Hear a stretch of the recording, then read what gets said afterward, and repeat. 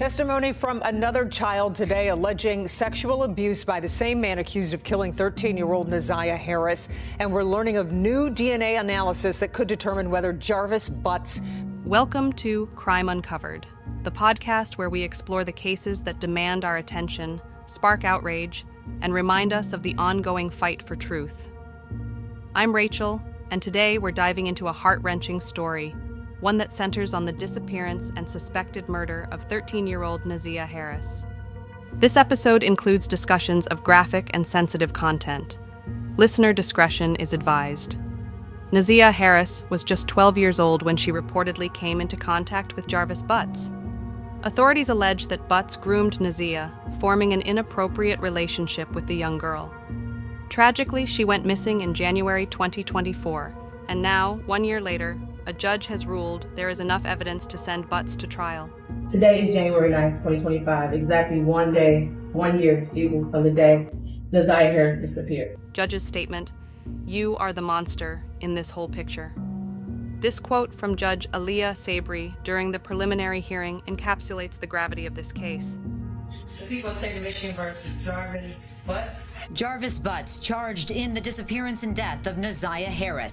The 13-year-old went missing after getting off the school bus on January 9th. A former co-worker testifying he was with Butts on that day, and so was Harris. My son's grandma asked who the little girl was. Did you introduce the little girl? No. Okay, who introduced the little girl? Jarvis did. And what did Jarvis introduce her as? His niece. Butts faces charges of first-degree murder, criminal sexual conduct, and child sexually abusive material. During the 4-day preliminary hearing, prosecutors presented chilling evidence. Hundreds of text messages allegedly exchanged between Butts and Ziyah.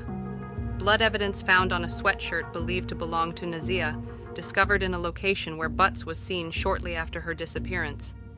Testimony suggesting that Ziyah may have been pregnant, a potential motive for the alleged murder. The prosecution argues that Butts' actions, including recorded lies and his failure to turn himself in for a separate conviction, paint a damning picture.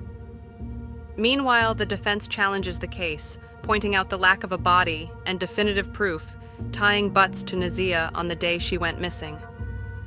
Cases like this remind us of the importance of protecting vulnerable children and recognizing the signs of grooming. Ziyah's disappearance has devastated her family and shaken the community. Judge Sabri's decision to move this case to trial provides a glimmer of hope that justice may still be served. But this case also raises broader questions about how we can better safeguard children from predators and ensure early intervention before tragedy strikes. The next step is the trial, scheduled to begin soon. Jarvis Butts will face the full weight of the evidence in circuit court. While the outcome remains uncertain, one thing is clear: Ziyah's story cannot be forgotten. It serves as a call to action for all of us to do more to protect our children and hold those who harm them accountable. Thank you for joining us on this episode of Justice Matters. We'll continue to follow this case and provide updates as they come. Remember, justice is not just about verdicts. It's about ensuring voices like Ziyah's are heard. Until next time, stay vigilant, stay informed, and stay committed to justice. Jarvis Butts was already a convicted sex offender. Records show he had spent nearly 10 years in prison for sexually assaulting a teenager. In this case, prosecutors say Jarvis Butts has several children with Ziyah's aunt and was secretly preying on Ziyah, grooming her, even getting her pregnant, and then killing her.